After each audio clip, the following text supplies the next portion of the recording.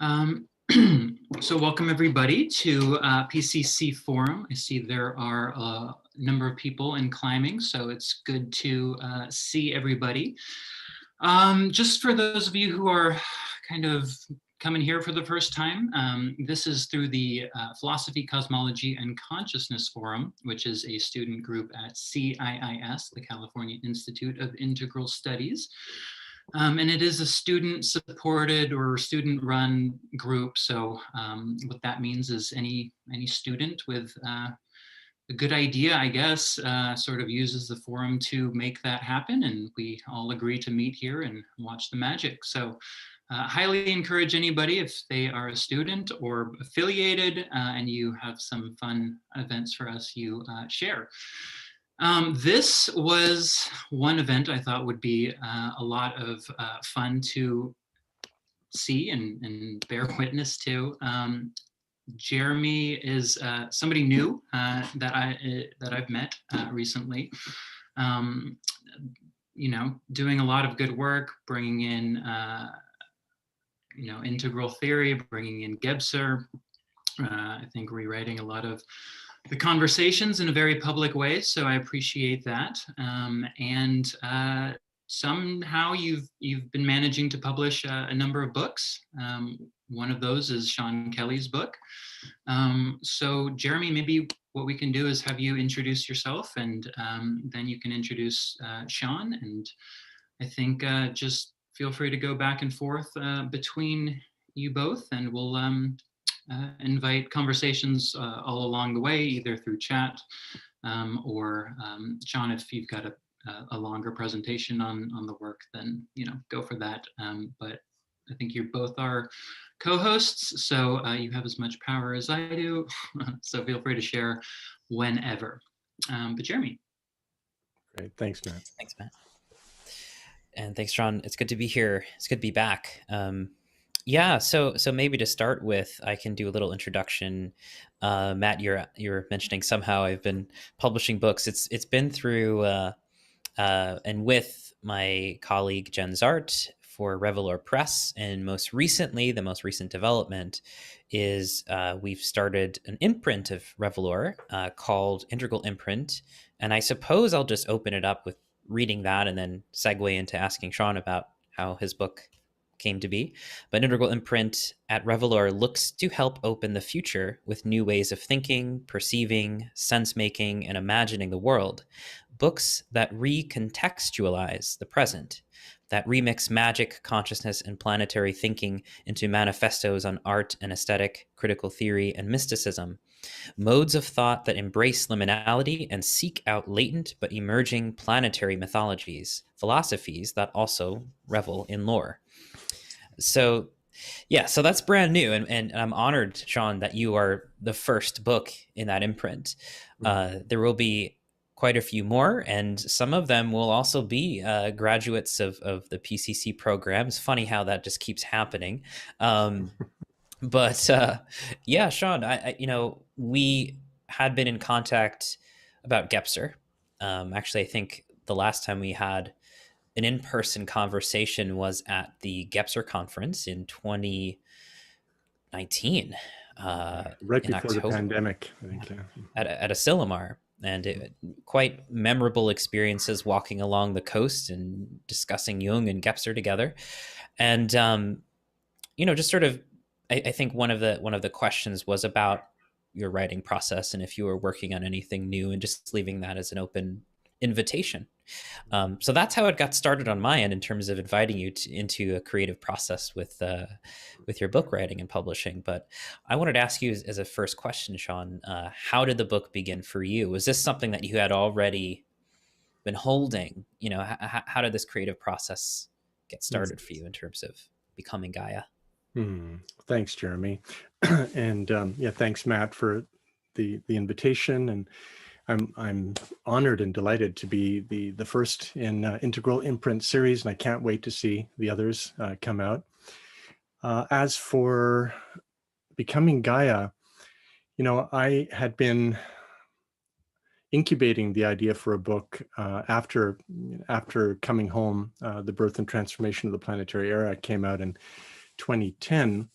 I started incubating a book around the theme of Gaia, and I was playing with different approaches: integral Gaia, maybe Gaiopolis, which is a name I thought I had coined, but then I did an internet search, and it turns out it's a very old but still popular Japanese video game. So, but I still like the word Gaiopolis. You know, I started writing what became chapters, started a couple, put them aside because I realized I needed to do some more thinking. But one of them, the starting chapter, Gaia and a second axial age, was something that, an idea that I had already sort of announced in the conclusion to Coming Home, but was working with it some more. But there were two chapters that I couldn't get out in the initial conception of the book. One was on integral Gaia theory. I still have all of my notes. I've lectured on it, and maybe someday I'll write on it. But for some reason, I just didn't feel ready to tackle everything that would involve in terms of going back to the history of philosophy of nature, particularly the German idealist and romantic Naturphilosophie, which Matt Siegel is really running with now. And the other chapter was the Gaiopolis chapter, which in which I wanted to look at both the history and contemporary reflection on the possibility of a planetary politics, I guess, and what now many people are calling, let's say, an ecological civilization. But as I was exploring that, as I've been exploring that idea over the years, the planetary situation has become ever more critical and accelerating and complex. And on the one hand, I also didn't feel quite ready to write that chapter. And also I started becoming less confident than I had been at the beginning about the likelihood of transitioning to an ecological civilization. And this coincided with my continuing work with Joanna Macy, and where we were co-teaching together and ongoing discussions about the nature of what she has been calling the Great Turning. All the while tracking the accelerating climate emergency, the increasing signs of civilizational collapse, both in this country and around the world. And then the deep extinction rebellion happened, and then the deep adaptation movement, which I became involved with. And this sort of nudged me away from active engagement with the idea of an ecological civilization to more in a more focused and committed way, open myself up to the possibility of collapse, and the emotions, the intellectual and complexities and the spiritual challenges that this opening was presenting, not only to me, but to many people in my community. So with that happening, I decided to write something else instead of these two chapters on integral Gaia theory and Gaiopolis. And the first essay, which became the last and longest chapter of the book, you will remember, Jeremy, is called Living in End Times, Beyond Hope and Despair. So once I had written that, then I had one more piece that wanted to come out, which became the second to last chapter. And that is looking at our current situation as a form of planetary initiation, which is a theme that I bring up throughout the book. But in this second to last chapter, I wanted to take a closer look at the work of our colleague, our esteemed colleague and friend, Richard Tarnas and Stanislav Grof, and see how we could use Grof's insights and theory of the death rebirth archetype and the perinatal matrices to understand the particularly charged phase that we find ourselves in as a planetary community, and more particularly to help me understand the tension that I'd been observing and which is still with us in activist circles between those who are still passionately committed and engaged with the idea of transitioning to an ecological civilization, to use that term, and those who are more focused on staying with the possibility of collapse and what that means. So anyway, once I'd gotten these two chapters out, I saw that, okay, it's not the original book that I had intended. It's something a little different. But there was a new and I guess what was the same was the theme of Gaia as the living symbol of this critical phase of the planetary era, which began about 500 years ago and that is sort of culminating in our time. So that stayed the same. But then there was this new focus on the archetype of death, rebirth, initiation that wasn't present in my initial conception of the book. So that's how it came about.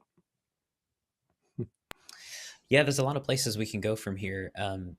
Maybe the one that struck out for me is in terms of not only the marketing and how we were positioning it in terms of talking about the book with other folks, but this idea of a planetary initiation or a planetary near-death experience, likening it to that. Maybe could you unpack that a little bit more, how that connects to Grof's work? Intuitively, it makes sense, but I think it would be very worthy to explore here with everyone. Yeah, well, there are several routes. Jung I think it's in The Undiscovered Self, so one of his later books, likened our time to what he called the kairos, or the opportune moment for a changing of the gods. As you know, Jung wrote extensively on the theme of death, rebirth, on psychospiritual transformation as involving a creative disintegration. He lived through his own creative disintegration, the kind of rebirth.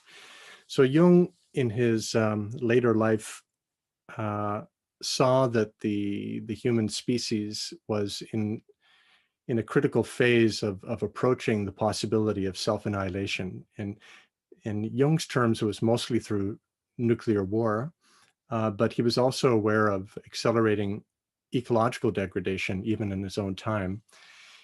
I don't think he foresaw how quickly, he didn't foresee the climate crisis, and it's hard to say how much he foresaw how quickly and grave things would get. Although on his deathbed, he did apparently write a note. It was his last words, where he asked for a notepad, and his daughter brought it over, and he wrote this wavy line and said the last 50 years of humanity, something like that. So that would have brought us to 2012. So apparently Jung saw something that one wishes he had a chance to write more about. Anyway, so there's a Jungian route. Now, Richard Tarnas in the 1990s, well, actually, even with the publication of The Passion of the Western Mind and the wonderful, inspired, well, the whole thing is inspired, but the kind of particularly inspired epilogue to that book, Rick integrates a lot of things, but particularly Kuhn's idea of paradigm shifts as one perspective on the evolution of culture and consciousness. He integrates that with Jung and with Grof's perinatal theory around the death rebirth archetype. So it's already there in The Passion of the Western Mind, but then in his lectures and in a couple of other articles, Rick had been speaking of the Western mind and even the planetary culture as being engaged in a kind of initiation. So he was speaking of it. Chris Beisch, another colleague, was speaking in those terms also with his book, Dark Night, Early Dawn. So it's been in the air, as it were, of our community, the philosophy, cosmology, and consciousness community, since I came in 1997. And yeah, so that's a route. Now, I mean, people who look at initiations, people who study, particularly rites of passage, know that all rites of passage involve some kind of death experience. I mean, in the extreme initiations, there's actually a confrontation with real physical threat, with the possibility of literal death. But even in the more symbolically mediated initiations, there's some kind of destructuring of the old identity and entering into a liminal phase where one opens up to the depths of the psyche, to spirit, to the times, and hopefully receives the seeds, at least, of a new story and a new identity, around which both the individual self and their role in the community can be restructured. So rites of passage, you could say, always involve a kind of near-death experience, but I hadn't seen anybody bring it up explicitly in terms of an NDE or a near-death experience, and not at a collective level or a planetary level. But the reality is, we are in the accelerating phase of the sixth mass extinction of species. We are we're not only the only human beings ever on the planet, but we're the only, complex mammals to be living in a time where the very fabric of complex life is unraveling. This is truly epochal. There's really no parallel in the human experience to what we're going through right now. So we are, in fact, as an Earth community of living beings, being drawn into a collective or planetary near-death experience, just as a fact.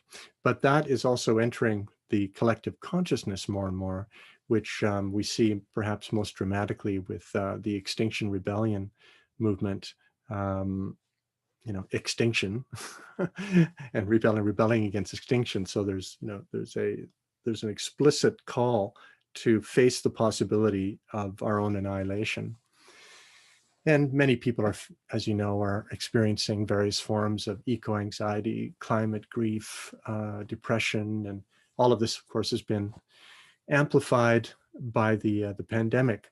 So here we are. We're being. This is sort of the psycho-spiritual starting point of the book is a recognition that we are being drawn into a collective planetary near-death experience. So the question is, might this serve the role that such experiences have always served in traditional rites of passage? And if so, what is the new identity that is struggling to emerge? And the proposal is that it is a new identity that is explicitly and integrally tied with the identity of this living planet, this living planet in and through whom we have our own being. So this is the basic starting point. Yeah, and I think you illustrate that beautifully in the book. And maybe we can lean into this too. What does this? I mean, first of all, the term that you introduced, Gaianthropocene, and then also this sort of Gaian identity, which is being introduced through this crisis, irregardless of us being able to see it through in terms of this crisis, like whether or not we make it through the other end of this near-death experience in terms of restoring civilization or creating an eco-civilization, there's a transformation to be had, right? There is a new relationship with the world that we are being invited to participate in. So maybe we could unpack that a little bit in terms of what is this new Gaianthropic identity, this like Gaianthropic self? So in some ways, of course, the new identity is a very old identity, insofar as, for almost all human beings up until the modern period, the human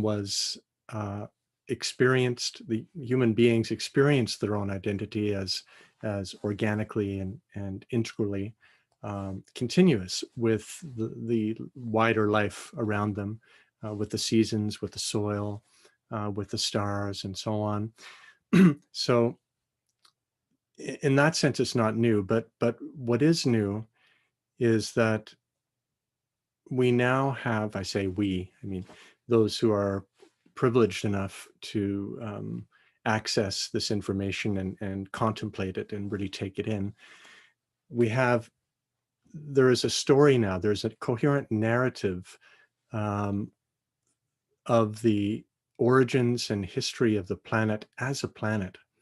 There's a continuous and coherent story that we have of our own origins as Gaian beings that was not available until quite recently, where we can trace our development from a bowl of molten rock, 4.6 billion years ago, and we can track the really the miraculous transformations and emergences within this sphere of cosmic dust, which was a ball of molten rock, which mysteriously came alive and gave birth to increasingly complex life forms within it, which at a certain point made it possible for this being, this sphere of this microsphere of the cosmos, to tell its own story, to become conscious of itself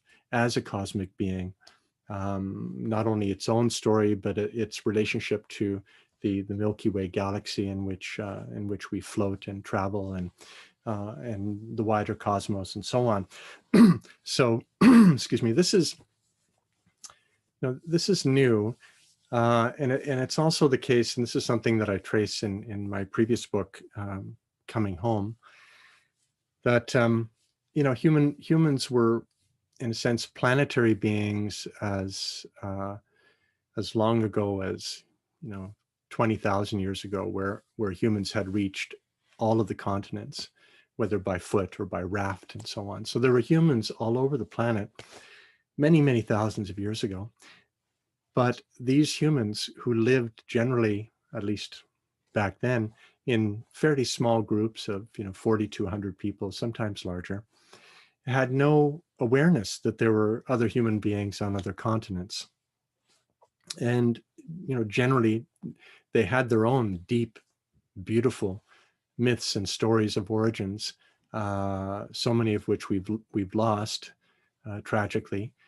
But they didn't have the story that we have, which is the result of what began, I mean, the story goes way back, but it's particularly a result of what began about 500 years ago, when the human beings who were scattered across the planet started coming into continuous contact with one another through the voyages, the colonial voyages of conquest and discovery. And we know the great shadow and tragedy of that story, with slavery and genocide. And for better or worse, that process started bringing people who had been scattered into more regular contact, until finally, particularly in the 20th century, and then in the last 50 years, as Teilhard de Chardin was the first one to really conceive of and speak about in a prophetic way, a new planetary sphere has emerged, in a sense, interwoven with the biosphere and even the geosphere itself, but a relatively autonomous sphere of consciousness that is being carried by humans. Now we could argue how coherent that consciousness is, and how helpful and so on, but there is this sphere which Teilhard called a noosphere, the sphere of thought or consciousness, that has emerged during the planetary era and has become increasingly intense and energetic, and coherent and complex over the last few decades. And of course, that noosphere is not separate from the physical anthroposphere, which is all of the stuff that we do, from our telecommunications to moving all of the stuff that we move around and transform, including the fossil fuels and the sand for cement. And humans move more mass on the planet than any other organism, than any other geological force on the planet right now. So this is getting back to your question about the Anthropocene and the Gaianthropocene. For better or worse, humans have become a geological force in their own right. Something that hasn't been seen actually since what the bacteria were able to do when they transformed the atmosphere, before there were any complex organisms on the planet. But humans have altered all of the other spheres, the atmosphere, the hydrosphere, the oceans, the pedosphere, the soil. Even the tectonic plates are acting differently as a result of our presence. And as we were saying earlier, the fate of the biosphere, this very thin, unbelievably complex, miraculously beautiful, mysterious web of complex life, is starting to unravel because of our presence. And this has initiated a new geological age, which the consensus seems to be, they're calling it the age of the human, the Anthropocene. So my proposal here, and I have no illusions that the term will catch on enough to replace the term Anthropocene, but I'm proposing that at least we can think of the new age as also being one of it's the age of the human, but it's the age where the human has the possibility, at least, to awaken to its true identity as an emergent property of this Gaian system, of this Gaian being, with a unique destiny and potential to be able to raise to consciousness that identity and, in a sense, be the voice of Gaia, a human voice, admittedly. I mean, Gaia speaks through all of the other creatures in their own way. But the planet as a whole is at a phase where the human needs to be able to speak, have Gaia speak through it, or speak on behalf of Gaia. Otherwise, the very fabric of life upon which humans depend, of course, will unravel, and humans themselves will either become extinct or severely impoverished. So this is the idea of the Gaianthropocene, to give a nudge in the direction of to try to decenter somewhat the hubristic potential of the idea of the Anthropocene. Yeah, and I was particularly moved by that understanding in working on your book and reading it. That there's a kind of poetic metanoia that I get, because I know in the middle sections you start talking about big history and the kind of Gaian wisdom imperative that comes through that. It seems like that links to what you're talking about here, to speak the voice of Gaia as much as human beings can. But I find it so poetic that, we have this Teilhardian notion and importance of the centering of the cell. And now we have this very human notion of the centering of the self. And here we have this sort of poetic dovetail, the very smallest beings, the microbes. And then in the Teilhardian cosmic sense, an evolutionary cosmic sense, the human being is this sort of Noah cell, as it were, just doing some wordplay. And it seems that both have to be in resonance, the smallest and then the so-called most complex. And I'm using that lightly because I tend to orient myself towards the non-human turn as well in terms of, research and scholarship. But there does seem to be something here, an intimacy between the smallest and one of the larger complex animals capable of self-reflective thought, that we have to be able to fold in what the microbes are doing and what, the smallest of us are doing, just in terms of what Lynn Margulis is always talking about. Like, the microbes figured out how to live, these Gaian principles. They evolved them, they learned them, right? They help regulate the Earth's homeostasis. They understand place-based and macroscopic just from being and doing what they're doing. So somehow human beings have to fold that understanding into us, right, and enact that. So I just found that to be just such a poetic aspect of your book, and really, in that metanoic sense, made sense for me. It was like that, aha, here we go. So I don't know where I'm going with this, other than maybe if you wanted to unpack the Gaian wisdom aspect, like what is the imperative that comes of this, particularly in a context where the outcome is so tenuous. We don't know if we're going to be able to, enact this transformation, but yet we must act. So where does this imperative come from?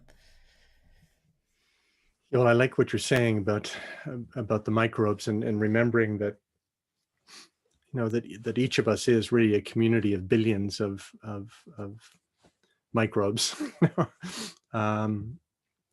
And so much is being discovered now about the role of the ecology of even of those communities of microbes that are part of our bodies but don't share human DNA.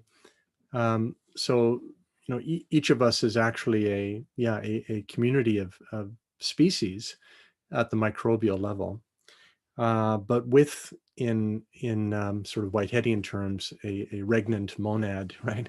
A kind of there is a, it's not really a hierarchy, but again, for better or worse, we like to think of ourselves as conscious beings of having choices.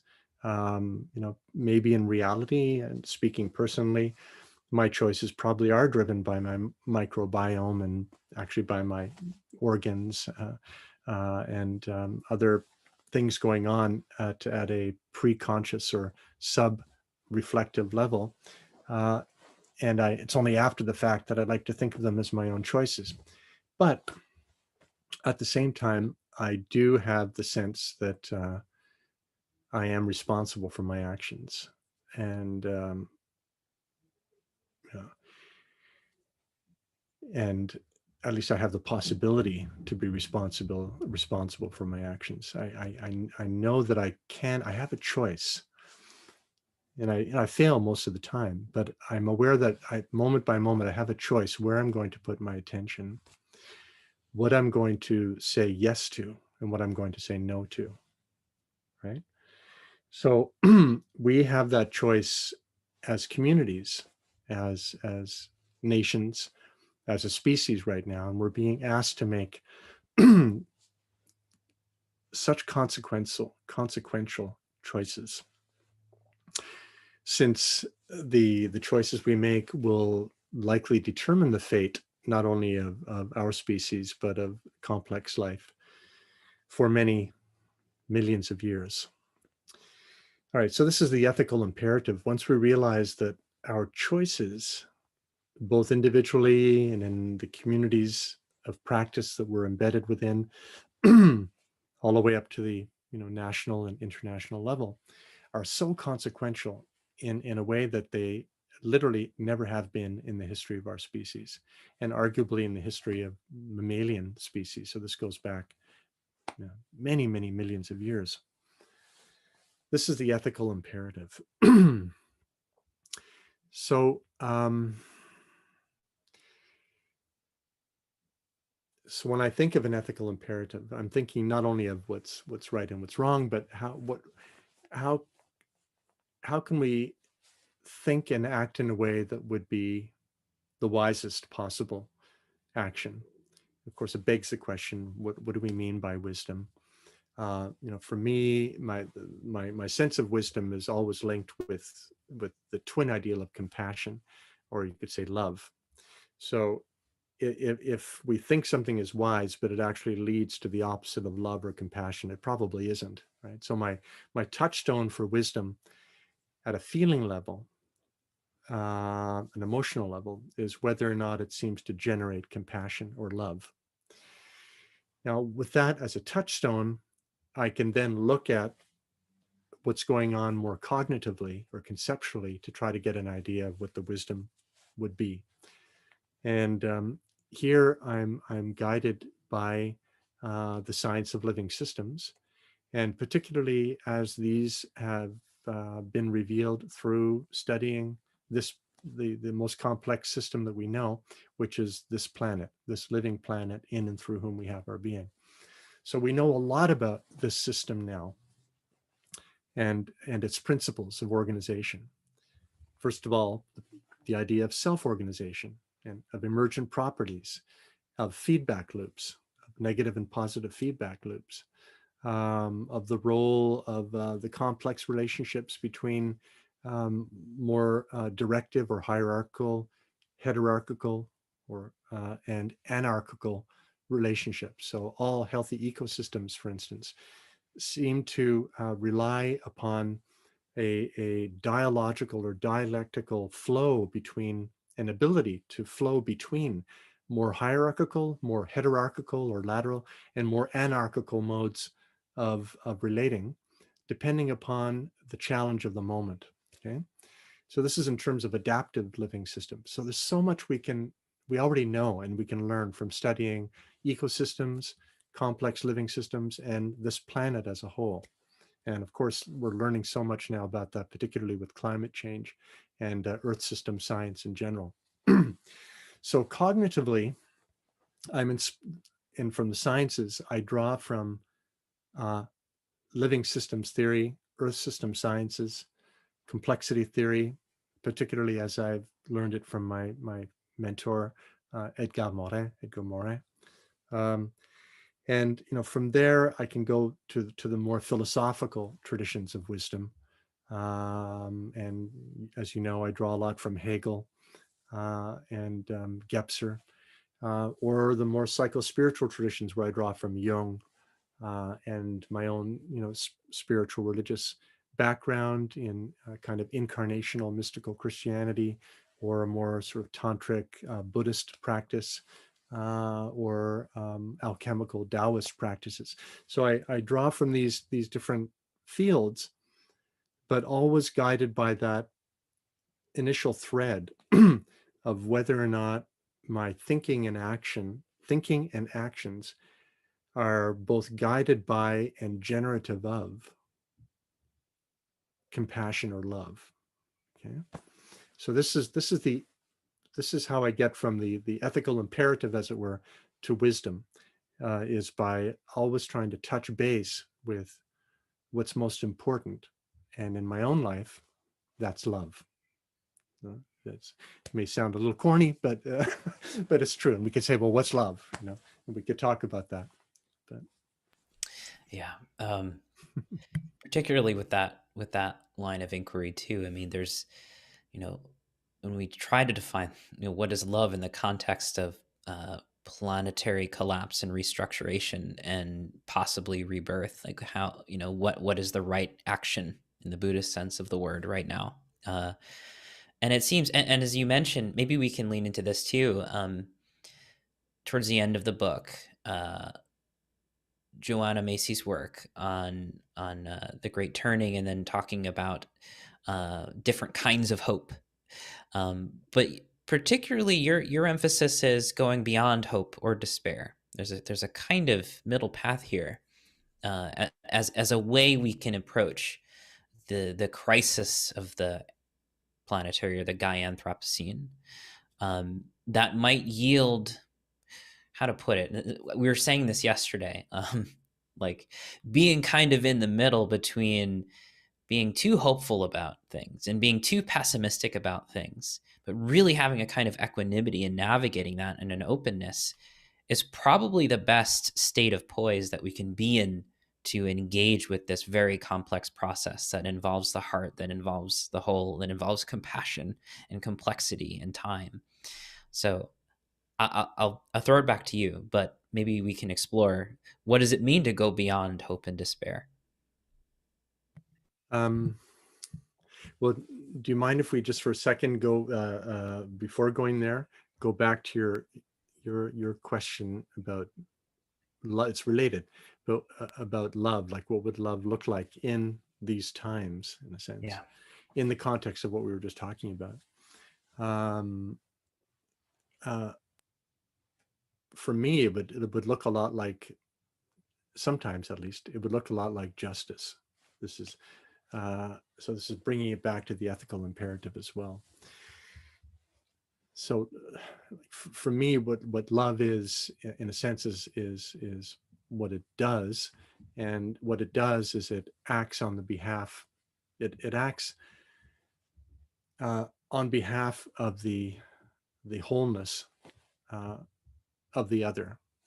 So where we see that wholeness being violated or not being honored, then that should naturally elicit a response of love, which could take the form of seeking justice, for instance.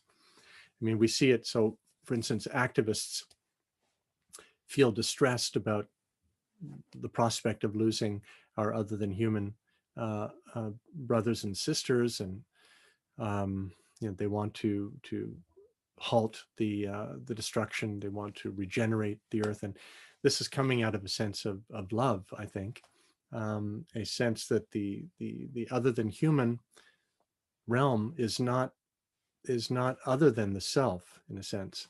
So we can't treat it as radically other. So there's a natural impulse to protect, to safeguard, to honor the other as oneself, and to see oneself in the other. So I guess there's this reciprocity between self and other, which is a manifestation of the love. Anyway, I wanted to make sure I said that. Maybe we can return to that later. But in terms of, this tension between hope and despair, as you say, we were talking about this, and I appreciated our conversation yesterday. But one of the things that came up is that just like our bodies, like my body, our bodies are actually a multiplicity of beings that are miraculously living together in this thing that we recognize as a body. But the body has its states, its phases, its moods. The personality has its moods. And the personality is not, we know this very well ever since the 19th century and the origins of dynamic psychology. The personality is actually a multiplicity of selves, we could say, of subsystems. For most of us, one of them seems to be dominant, but we know that there are other sub-selves. We see them, we meet them in our dreams every night. These beings that we encounter who live their own lives, who have their own stories, and yet they're somehow part of the psyche that we inhabit and that inhabits us. So we experience that every night. So speaking for myself, and I imagine this is true of many people, there's a part of me that is in deep, deep despair, that feels it's too late. There's the political economy, the planetary political economy has so much inertia, so much momentum.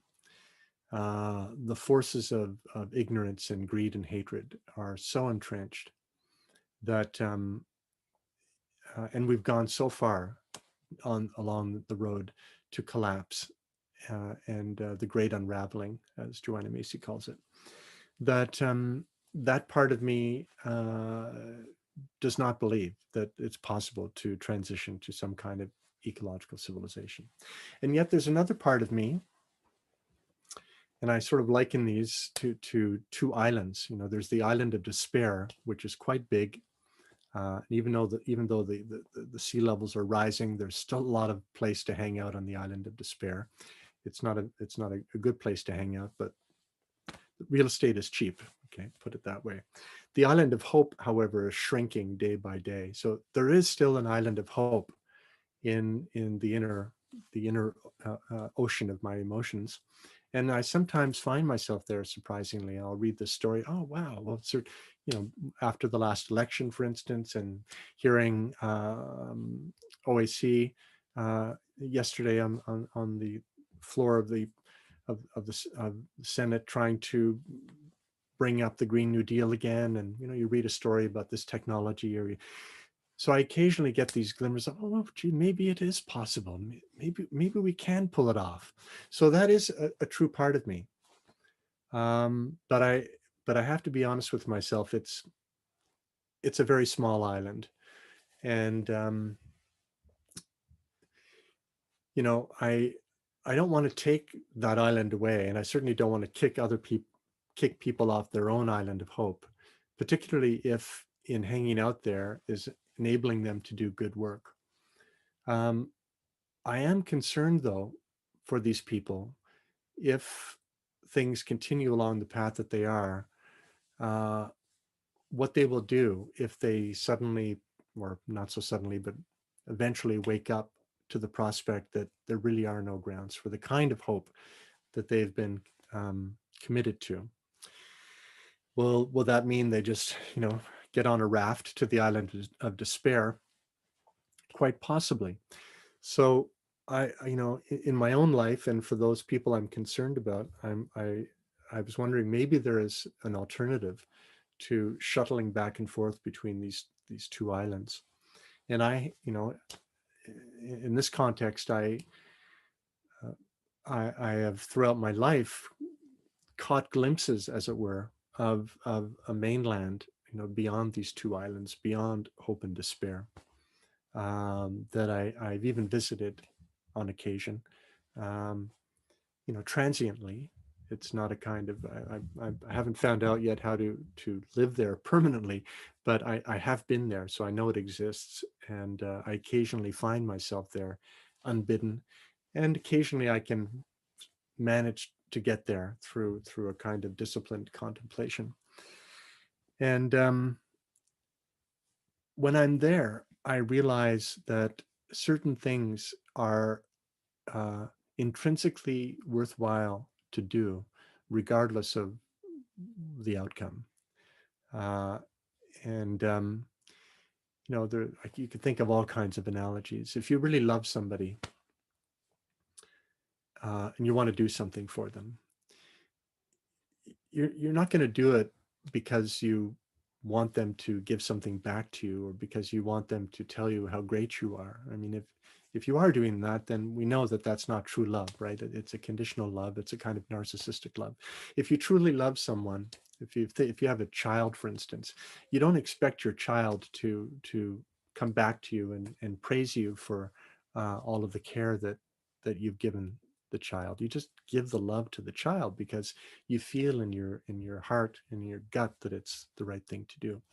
So my sense is that there are things like that, many things, which are intrinsically right and good and beautiful and true to do. And to the extent that we can tune in to that intrinsic goodness and truth and beauty, we find this mainland to live on, where we're not having to shuttle back and forth between hope and despair, and we can continue to do what's good and true and beautiful.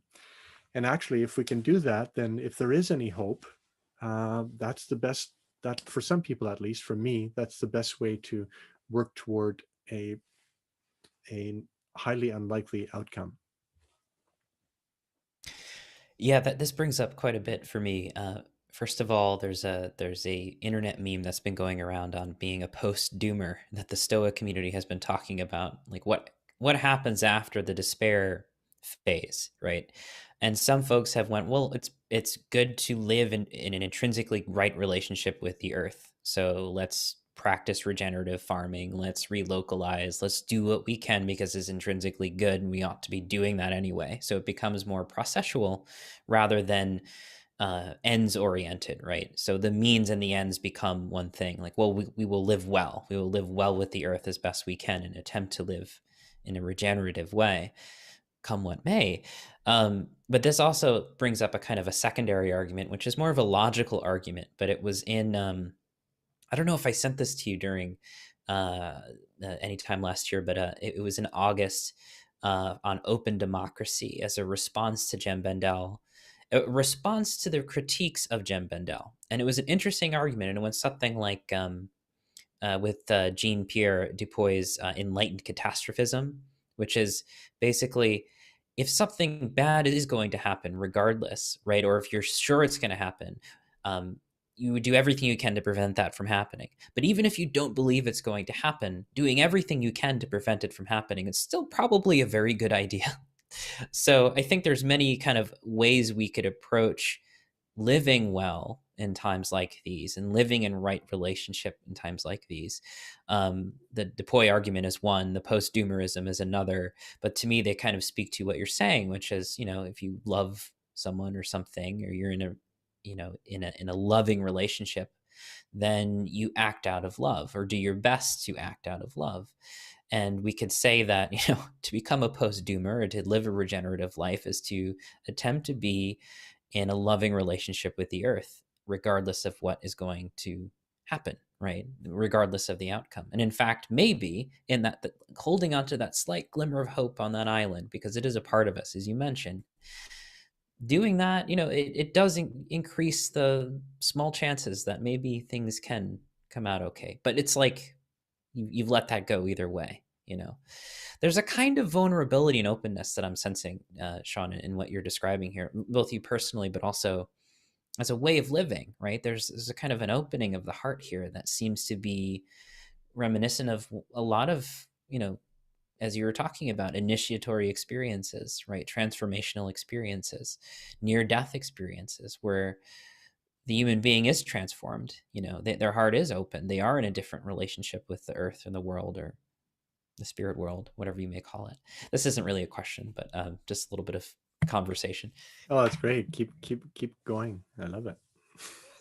But I did have another question, and then maybe we can kind of open it up, if Matt, if that's Sounds okay, good. because I'm seeing some good comments in the chat. One was, and maybe this is a little too left field based on where we were going, but earlier on in our conversation, you were mentioning the first axial age, and now talking about the second axial age. And like I mentioned to you before, when I was reading your book for this session, I felt a certain aha moment, like, you know, a lot of what was happening in the determined first axial age is happening right now. So maybe we can kind of go through that a little bit in terms of some of the main beats. And if we want to, we can link that somehow to Gepser. Okay, yeah, well, the link is very strong, I think. Well, first of all, you know, for those who don't know what the axial age is, I think many of the people I saw initially on this call do. So forgive me for saying things that you already know. But you know, the basic idea is that roughly 2,500 years ago, we had this quite miraculous synchronistic co-emergence of teachers and communities and traditions that included, you know, the Buddha and Lao Tzu and Mahavira and Jewish prophets and the pre-Socratic philosophers, and including Plato, and up to and including, you know, Socrates and Plato, and which gave rise to the world religions, not the world's religions, but the so-called world religions and the world philosophical traditions. And these people didn't know about each other, right? So it just happened seemingly spontaneously, synchronistically, for those of you who are astrologically minded, coinciding with the only triple conjunction of the three outer planets of Uranus, Neptune, and Pluto, which is pretty amazing, right? The only one in the whole historical period, and it happened at exactly that time. So that was the first axial age. And you know, the one of the great gifts of the first axial age was, despite the cultural differences, whether in Israel or India or Greece or Persia, these sages all had the intuition that it was possible to have our thinking, our feeling, and our willing to be in alignment with a universal principle, whether we call it the Tao or the Arche or you know, or the good or the true, or Torah, or, you know, there's different words were proposed for this intuition of a universal, which was often linked to the idea of a divine being or a creator being or a ground of being.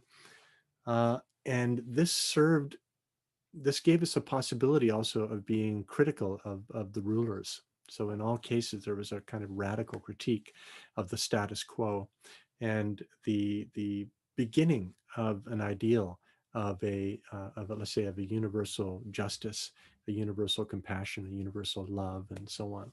So this is the first axial age. But despite these, noble intentions, of course, these teachings and communities were still embedded within their own relatively exclusivist cultures and linguistic worlds. And they didn't initially know about each other, so they evolved in their own ways.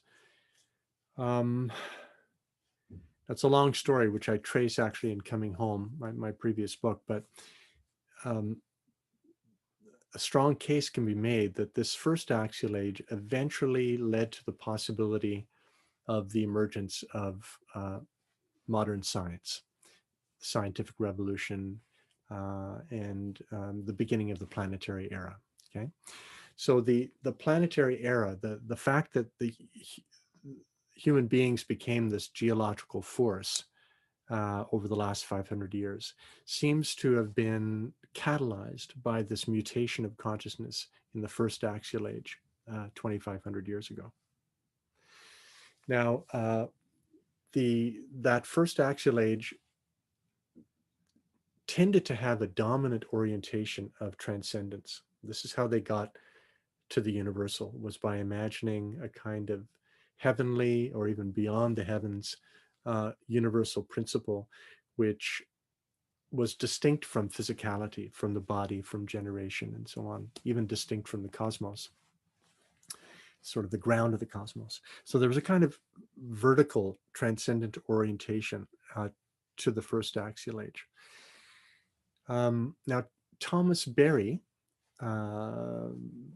and Ewart Cousins Thomas Berry apparently was the first, but then Ewart Cousins drew this idea from Thomas Berry that we were living now in a time of a second axial age.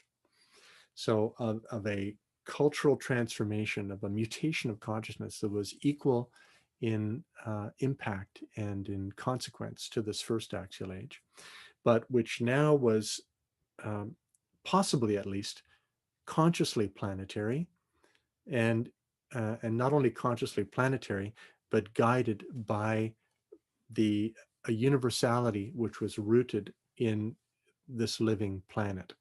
Okay? So this is the idea of a second axial age. But these thinkers didn't explain the link between the first and the second axial age, and that's something that I try to do in this book. Okay, so but second axial age is something very similar to what Gebser calls the integral age, as you know. So maybe, Jeremy, can you say a few words? What is the integral age for Gebser? And this will give us one view, one entryway into second axial age, and then maybe we can open it up to for wider discussion. Yeah, good segue. Passing the ball back. Yeah, that's a good way of describing it. Particularly the way you're mentioning Barry articulated it, just this dramatic transformation in art and science, a new relationship, I know Bruno Latour calls it the new subject. And he says, we're in this counter Copernican revolution. He's sort of moved away from that, but I thought that was a good way to think about this sort of movement that's going on in both art and science, in our sense making, in our orientation to the world, in relationship with the world, our relationship with time and space, subject and object. For Gebser, the integral structure of consciousness, like any of these really deep-rooted structures, Cynthia Bourgeault recently described Gebser structures as these glaciers that move across the earth. So there's this kind of slow moving, almost geological implication for that. And I like to think of them that way because it could be very easy to imagine them as gradations or very clear cut stages when that might happen over, the course of a century or something, but they're really deep rooted structures of our being. And we've gone through these dramatic restructurations before. The axial age for Gebser was the mental structure, right? Emphasis on the transcendent, subject and object, on logos over mythos, right? Previously, the mythical structure. And it's not that the mental is somehow in an extreme way or some kind of totalizing way superior from the mythic. It's just sort of a discontinuous leap. But he says we're going through that now. That there's a discontinuous leap, a dramatic restructuration. Being is falling out from under us. You know, if the mental thinking is being, and there's a subject-object dichotomy in the integral, all of that is coming undone. There's a massive restructuring occurring. Our relationship with time is not transcendent or directive oriented, but somehow I want to use the word simultaneous. Well, he didn't always use that word, but there's a living interrelationship of past, present, and future. The subject-object dichotomy is melting away or superseding, and we're wrestling with this multidimensionality of time, right? If the Renaissance artists were possessed by this mastery of space, we are in some sense possessed by this increasing intensity of time. And I think the climate crisis is a wonderful illustration of that. And so for many of us last year, 2020 was a way, a living experience of the intensification of time. So yeah, the integral consciousness is all of those things, but particularly in Gebser's terminology, supersession of subject-object relationship and the concretion of time, or the wholeness of time, which sounds like, I mean, and you explore this in your book as well. Like how do we talk about wholeness? How do we talk about everything without conceptual mental capture? And you kind of push off Latour a little bit, because Latour is talking about those, like the metamorphic zones. He's afraid of articulating the sense of the whole, and this is but the flip side of that is that's exactly what the second axial age is demanding of us to do, to find a way to articulate wholeness that isn't a totalizing capture anymore, right? That is a mode of sensing and being in relationship with the world that you were wonderfully articulating earlier. So I don't know if that's a good description of integral consciousness, but there's an openness, the transparency, supersession of these dualisms, and a move away from this sort of transcendent logos orientation to something, I don't know, it's almost ineffable in that sense. And it seems to include all the others, right? It's like the whole is rendered present and transparent, all of the different cultural mutations that have occurred. And then maybe one concrete example in the context of this conversation is what we mentioned earlier, the transparency of the human being and the microbe. Mm-hmm. Like, can we be transparent to what the earth has been doing implicitly and fold that into the human? Because that's a sense of transparency as well between the human and the non-human. Negatively, it's this crisis. It's, well, now we're a geological force of nature, right? What do we do with that? It seems to be out of our control. That's sort of the negative manifestation of the integral age. But the flip side of that, the wisdom side of that, might be, enacting something much more constructive and creative. Yeah, I don't know. How's that for a take? Great, Jeremy. Excellent. Thank you so much for that. Yeah. So the integral as a new incarnation where the logos is becoming flesh once again, but it's the flesh of Gaia, the living flesh that we are actually, that we're woven into. That's excellent. Thank you, Jeremy. So yeah, I mean, maybe I think we've been going an hour or so. Matt, did you want us to open it up for questions here? Yeah, that sounds great. If anybody has a question, go ahead and raise your hand if you'd like, or get up the courage and dig deep and share something. Should we stop spotlighting us now? Sure, and we'll just do that. I think we can join the community of the fellow microbial community again. Sure. And Sean and Jeremy, I just wanted to appreciate kind of what you brought for us today and this evening. And my question at least would be, you do such a great job of sort of taking a sort of macro lens, but then also kind of bringing it into that incarnational, wisdom and love that is trying to pour out at wider and wider scales in the second axial age. And I guess you brought up Jung, you brought up mystery religions. I'm initially thinking of Mithraism and what Jung spoke about in his book Aeon was this kind of this move through the Piscean age to a new one. And so I heard you mention a little bit of something being birthed here. So I just wanted to see if you might be able to translate kind of what's going on in that Jungian Aeon book with regards to now we have that archetypal cosmological perspective. So didn't know if you wanted to shed light on that or that's what came up for me. So I appreciate it. Thanks, Matt. Yeah. Well, I mean, probably most of my thinking around that is in coming home.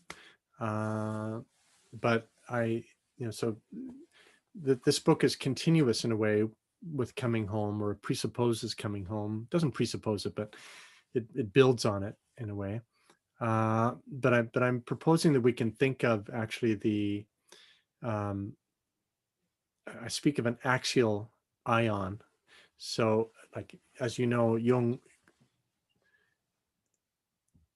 thought that we were on this threshold of transition from the Piscean to the Aquarian ion, that shift in Platonic months. So I'm wanting to extend that a little bit, not just the 2,000 years, but a little more than 2,000 years to the Axial Age, the beginning of the Axial Age, and see it, that whole period being a kind of ion, but of one continuous organic process whose intention seems to have been the birthing of a planetary humanity. It's both a planetary humanity and possibly a phase in the evolution of Gaia herself, of a planetary identity. So, I mean, it's not only a human identity, but Gaia herself. I use herself, and I explain why in the book. If people have problems with me saying Gaia herself, you can see why I do that in the book. But Gaia herself seems to be involved in a process of, in Jungian terms, individuation.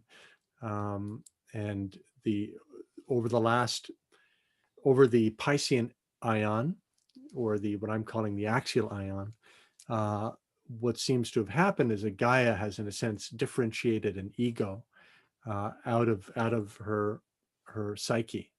So, Gaia has always been ensouled, has always been sentient, has always been, in a sense, conscious, but perhaps more of a dreaming nature before. And starting at the beginning of the axial ion, and increasingly in our own times, there's the possibility, at least, of something analogous to what happens to us individually as humans, where we, in a certain point of our development, we become self-aware and can articulate our sense of who we are as an identity to ourselves, right? So this seems to be happening on a planetary scale through us, but perhaps not only for us, but for Gaia herself. Does that make sense? Yeah, thank you. And just the sort of threw us in sort of almost that utopian impulse, that sort of resistance against the terror of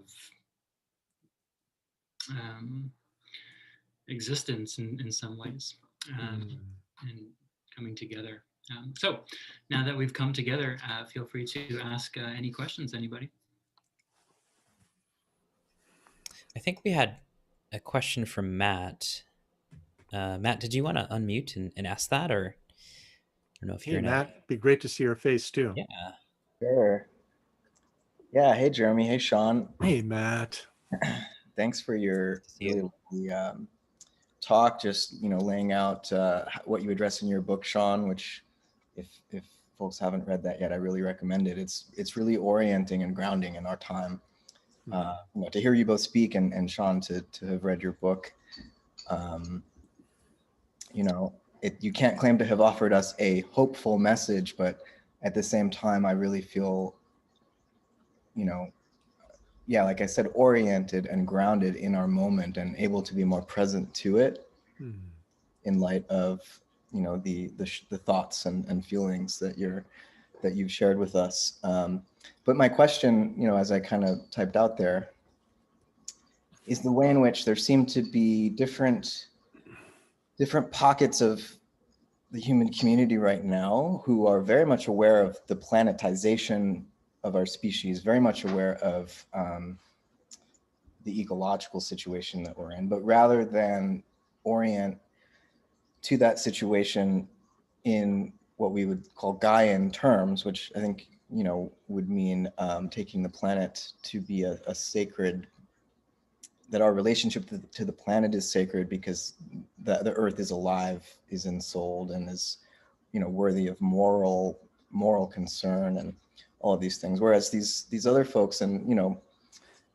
there's the eco-modernists, if you're familiar with them, they really push like nuclear energy and geoengineering to deal with mitigating the amount of carbon in the atmosphere that they think we actively need new technologies to like either pull it out or to block the sun, or so like all these proposals are coming forward that I find hubristic, in the sense that it's the only thing I can imagine more frightening than unintentional geoengineering, which is what we've done, is intentional geoengineering, because it's such a complex system, right, that we have no idea what we might trigger given all of the feedback loops and tangled webs of causality that constitute the biosphere.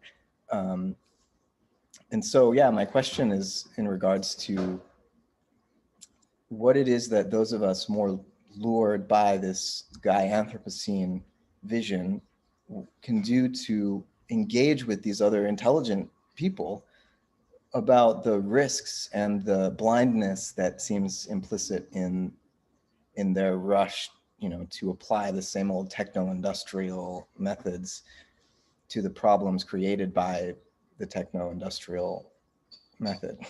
Wow, what a great question.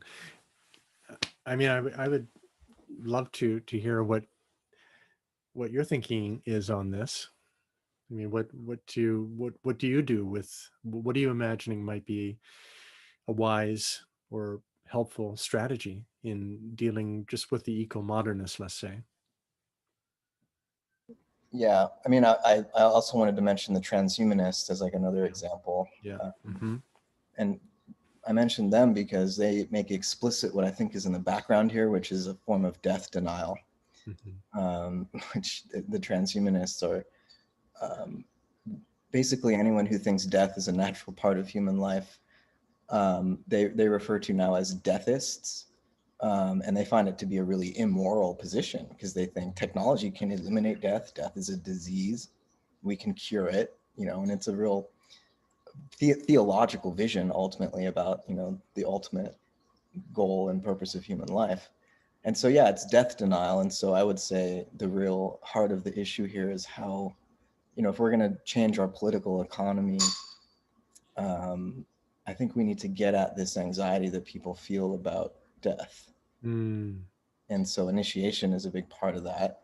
And my hope is, and it is a hope, is that once, it's not a hope that we can avoid the bottleneck evolutionary bottleneck that we're moving through, but it's a hope that on the other side of that profound maturation of our species will have transpired. And it's just a matter of, how much pain will be involved in that transformation and what will we look like on the other side. But that life, and that even the human or the anthropos in some sense will continue. I think I do have a deeper faith in that, and I think you probably do too. It's just a question of, well, what form will that take? But Mm.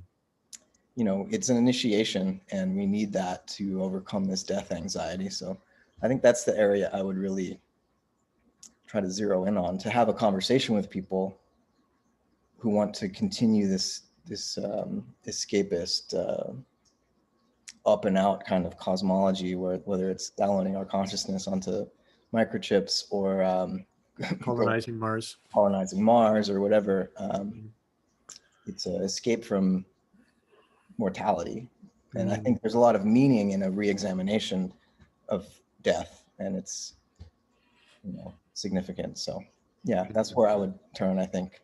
I love it, Matt. That's great. And I'm so glad we're going to be co-teaching this course in the fall on collapse and regeneration. I'm sure we'll be able to pursue this further. I mean, I've spoken so much. I was just happy to hear you speak. I mean, I could say something, but I also want to give other people a chance. So I think I won't say anything.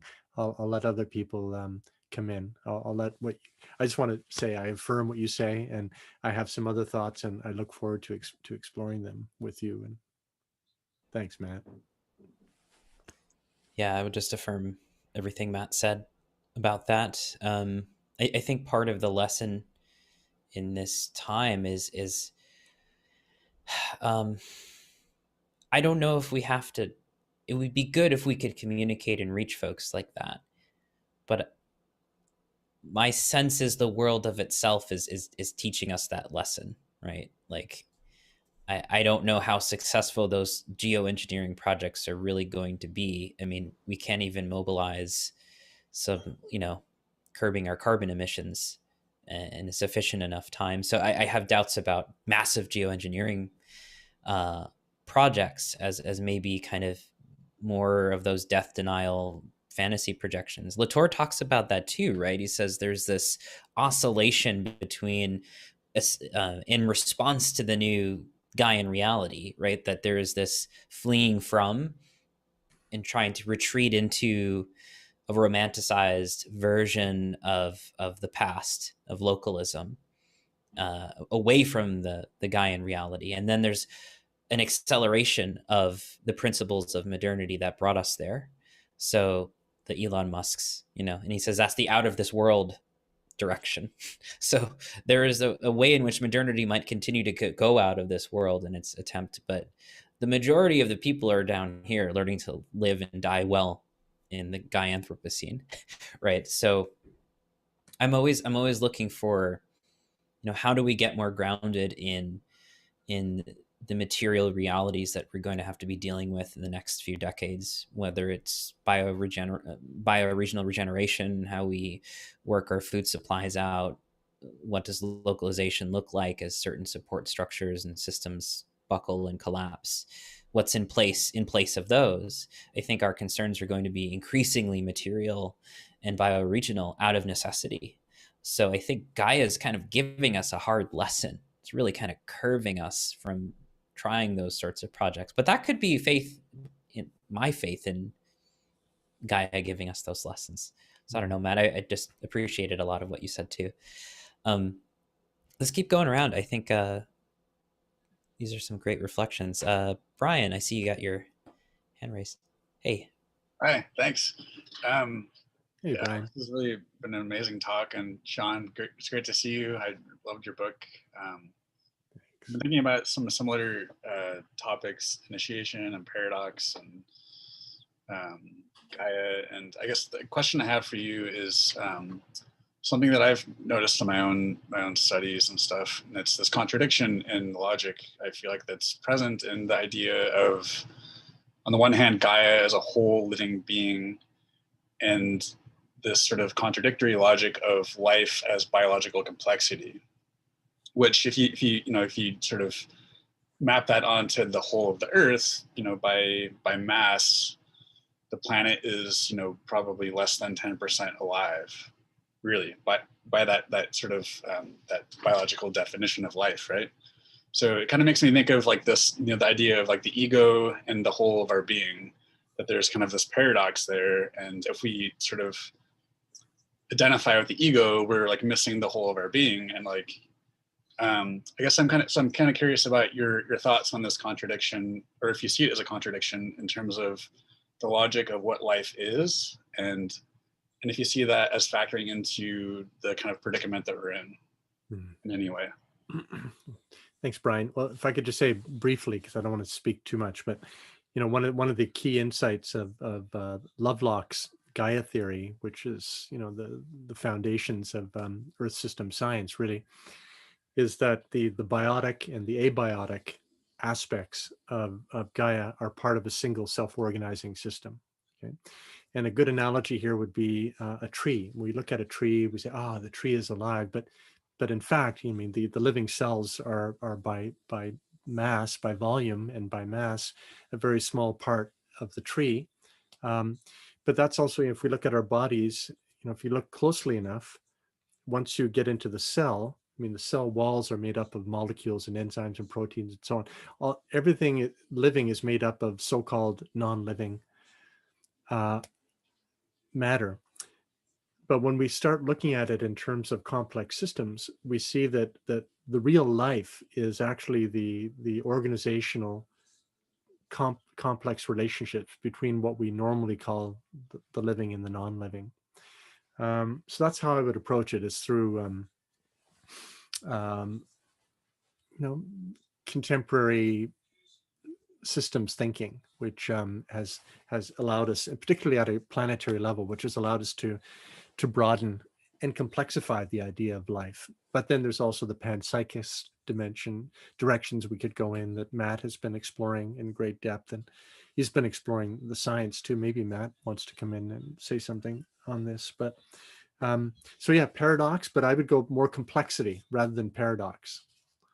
Again, Edgar Morin has given me wonderful conceptual tools to understand the paradox and the dynamic relationships between living and non-living, part and whole, center and periphery, many in the one, and so on.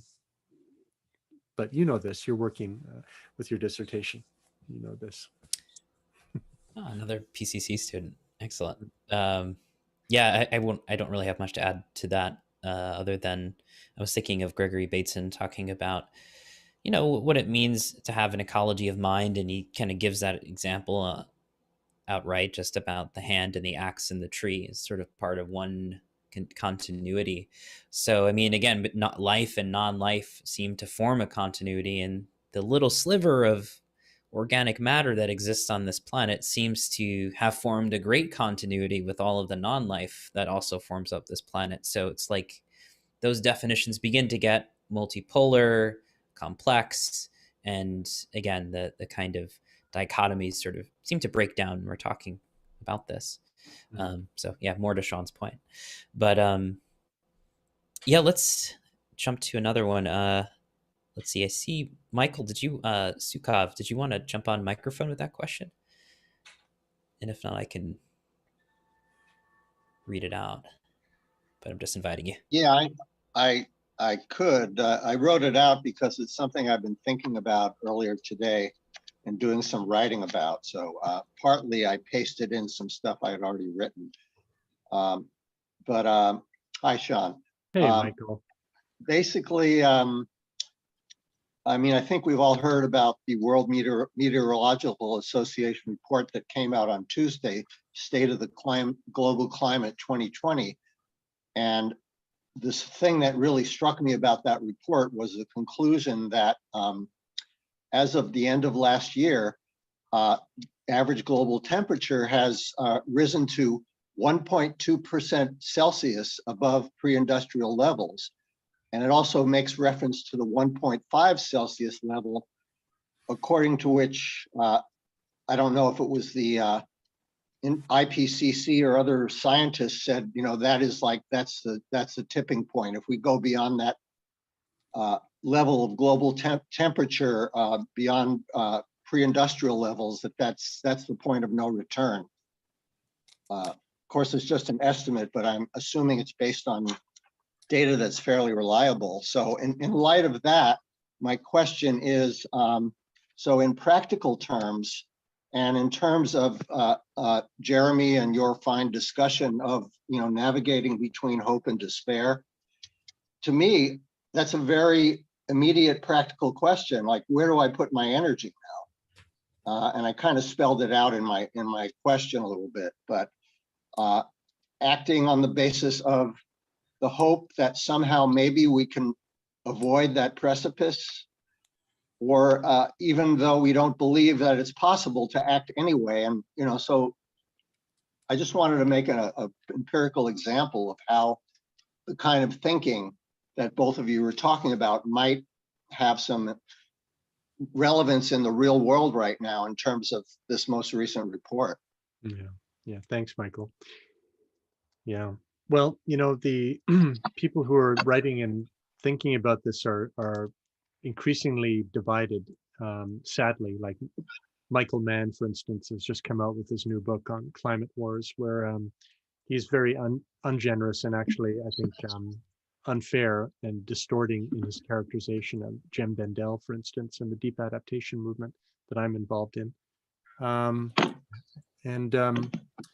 Claiming that people who choose to really open themselves up to the possibility of it being too late for some things, right? Too late to avoid, let's say, 1.5 degrees Celsius and all of the catastrophes that will follow from that, that they are just as bad as climate deniers, he's saying, and that what we need to do is focus on the positive, focus on the hope. I say fine. I mean, if focusing on the hope is going to get you to fight the fossil fuel industry, is going to get you to, come up with plans for regenerative design and so on, I think that's great. But there are others who just are not constitutionally prone to that kind of hope. And yet many of them that I know are still very actively involved in doing whatever they can to avoid the worst. So what we do know is that, and I'm not the first one to say this, we still have a chance to, make it less than it might be. So there's a big difference between 1.5 degrees and 2 degrees Celsius, and a big difference between 2 degrees and 2.5 degrees Celsius. Sort of these are different circles of hell, you might say. So we still have it within our possibility to perhaps stop the descent to a certain degree. We don't know how much we can, but we do have some possibility of doing that. So just on purely pragmatic terms, that's reason enough to do everything we can. Yeah. Can I just add one thing onto that? Sure. Yeah. I mean, what drives me a lot, and I guess it's more of a moral issue than anything else, is the media, the most of the mass media and the major newspapers, mainstream, especially here in Hawaii, it's like they don't even mention this report. So it makes me angry enough to want to do something regardless of whether it's too late or not. So I just wanted to throw that in there. Well, I bow to you for that, Michael. You're not Thank alone. You. Even in Hawaii, I know you're not alone. I'm sure you'll find your allies there. Yeah, thank you. Thanks. Thanks, Michael. Jeremy, did you want to respond to that? Oh, I think Sean summed it up nicely for me in terms of holding both of those things, in terms of the wanting to act and then also navigating the reality of the situation about, okay, is anybody acting enough? But I think, again, the microbes give us a good lesson. We can do little things in our own way in our place-based situatedness in the world. Whether it's something as simple as rewilding our own yard and just kind of creating a refuge for creatures if we're in a suburban or even urban environment. And we can also connect online and try to promote a deeper awareness and encourage folks to, act in terms of the institutions that we have in place that could act. I don't think that's a waste of energy. It's really a kind of a simultaneity of the local and the global. I think is a good practice always to have anyway, in terms of becoming more planetary. So yeah. Thank you. Looks like we've come to our time. Yeah, I noticed there were a few questions in the chat, which I just wanted to, we could do this like a lightning round if you'd like, but just wanted to name these questions. But Suzanne asks, how about the idea of the country going through a dark night of the soul rather than a near-death experience? Don't know if anybody would like to share any thoughts on that, or we can go to another question.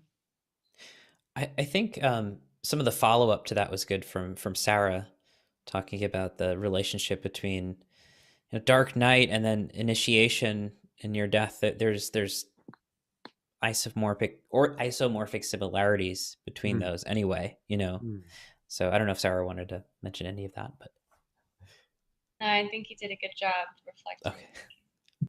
Yeah, same archetypal complex there. There we go. That's the word. And Leon asks, and I think he's talking about the microbes as well, but maybe thinking of them, or maybe like spiritual buried treasures, terma, or the forgotten, or wisdom teachings, forgotten in the chaotic times. Sorry, was there a question there? Oh, was it? I think, I mean, this is sort of ripped out of context because I think people are just writing some great things. I love that. The termas, yeah, microbial terma. That's great. Karen, looks like you were wanting to say something. Oh, you have to unmute yourself. Still can't hear you. Oh, there you go. I just wanted to add a grandmother voice to this evening, wonderful, rich evening, and say when in nature I'm out there saying to every bird, every beautiful blossom, every fruit that's starting to form itself, that I'm there for you. And we're going to I'll do everything I can do for our future to be there for you. And thank you for coming and being a part of this beautiful earth. Thank you, Karen.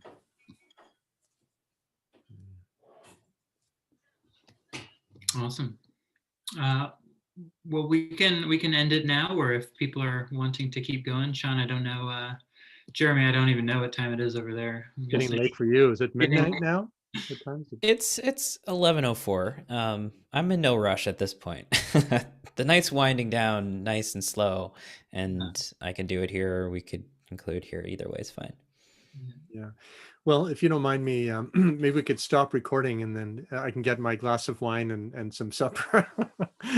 We can continue. Sounds good. And thank you for doing this and being with us.